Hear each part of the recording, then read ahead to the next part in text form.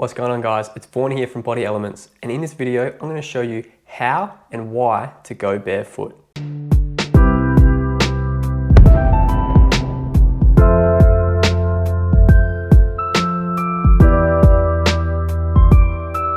First, let's go through a little bit of history on why shoes are the way they are. Humans have been using shoes for about 30,000 years, but it wasn't until the last 100 years that humans started using shoes for running. And it wasn't until the last 50 years that Nike designed the first cushioned running shoe. Since humans have adopted narrow and heavily cushioned shoes for running, up to 79% of runners are injured annually. Now I know what you're thinking, the cushioning in my shoes is designed to absorb the shock so my body doesn't have to, right? Wrong. The body is naturally designed to absorb shock while running and walking. If you thought the cushioning in your shoes was helping you, you're not alone. The designers at Nike thought the exact same thing. The cushioning was supposed to improve shock absorption and save runners. Instead, it created a world of runners looking for answers. Since then, even though shoe companies know it to be wrong, they find it easier to market soft and comfortable shoes.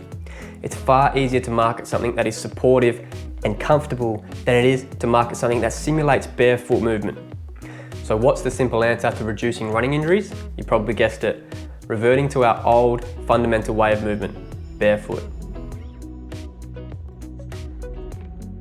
There are multiple reasons why you'll transition to a barefoot lifestyle, but I'll just go through the main ones.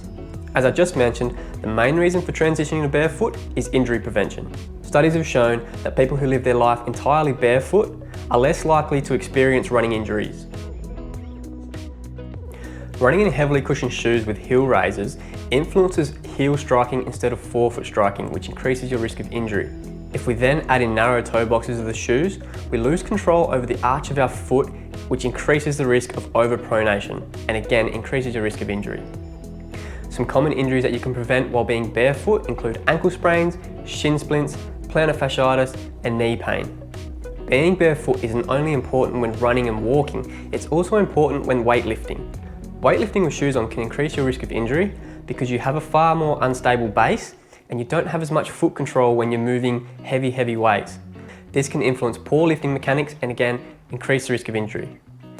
Another reason, and it kind of works in with the injury prevention, is it improves your running form. Barefoot runners have been shown to run more efficiently than people who wear conventional footwear.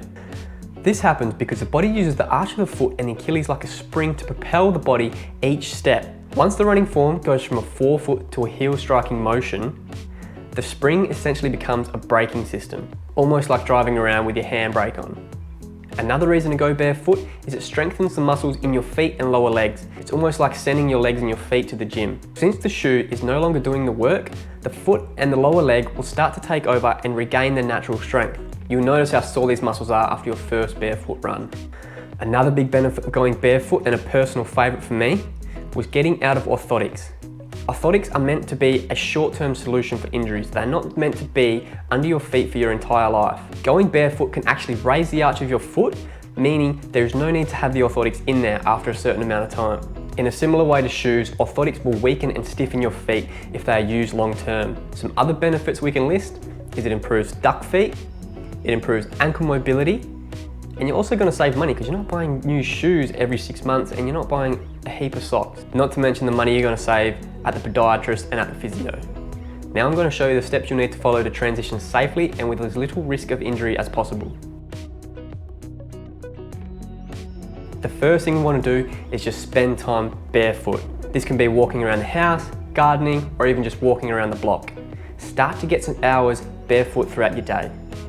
Then you want to get your feet back to being flexible and reduce the stiffness in there. To do this, we're going to need to do a little bit of soft tissue work. I like to use a lacrosse ball. It's going to be tender at first, but be consistent with it. I recommend 2 minutes each side, once or twice a day, until you can put the full weight of one foot on a lacrosse ball without the foot feeling tender. This can take a couple of months, so just be patient with it. The third thing you're going to need to consider while transitioning barefoot is challenging your balance while barefoot. Now this can be as simple as just standing on one foot, challenging your balance and strengthening the muscles around your foot, regaining that foot to hip connection and regaining that natural balance you used to have. My favourite way to balance is using a balance beam. I'll put a link in the description so you guys can get one of your own. Another alternative is just putting a 2x4 on its side and balancing that way. That's how I started. And then there are plenty of other ways you can challenge your balance while barefoot, like using a stand-up paddleboard, surfing, maybe a slackline. Just think of a way you can get your balance challenged while barefoot. Again, you want to challenge your balance as consistently as possible. I like to do it for about 5 minutes every day. It's part of my morning routine. The next step you're going to need to follow is you're going to have to put something in between your toes to regain your natural toe splay. When your feet are in narrow shoes for so long, they can get squished together and lose their natural form. I like to use these little toe spacers that they use in the nail salons. I'll leave a link below in the description for those as well. Another way you can do it is just by putting your fingers in between your toes. With the toe spacers, I just like to leave them in until I can't really take the pain anymore. There's going to be pain, there's pain to adjustment, and you're just going to have to keep wearing them until your toes aren't touching at rest. If any of your toes are touching at rest, there's still some dysfunctionality in your foot. We're also going to have to address the training loads. You want to start doing about 10% of your training loads barefoot. If you're running 10 kilometers a week in shoes and then you go to running 10 kilometers a week barefoot, you're gonna get injured. It takes some time to adjust, just like you wouldn't go into the gym and try and squat 200 kilos if you've never squatted anything before. So if you do run 10Ks every week, try and do a kilometer barefoot and then do the 9 kilometers with shoes on, and slowly increase that each week until you can do the 10 kilometers barefoot. It'll take time. Another thing to consider is addressing your hips. We can get tight, weak, and uncoordinated hips, not just from wearing shoes, but sitting in chairs for extended periods of time. But this is going to be specific to each person and maybe something you want to run through with your physio. And the last thing you want to consider is maybe buying some minimalist shoes. Obviously, there's going to be times where being barefoot isn't the most convenient thing, so having minimalist shoes for those situations is perfect. We'll go over what it means for a shoe to be minimal. The shoe must have a wide toe box that you could fit your toes in with toe spacers in. The shoe must be flexible. It must be able to bend all the way around. The shoe has to be zero drop, so no heel raises. And it's also good to have shoes with minimal cushioning. There are some minimalist shoes that have cushioning in them for a good transition phase if you're running on concrete all the time, but it's important you still spend time in shoes with no cushioning. I'll add a list of my favorite minimalist shoe companies in the description below. Anyway, that's my complete guide on why to go barefoot and how to go barefoot. If you have any questions, don't be afraid to ask.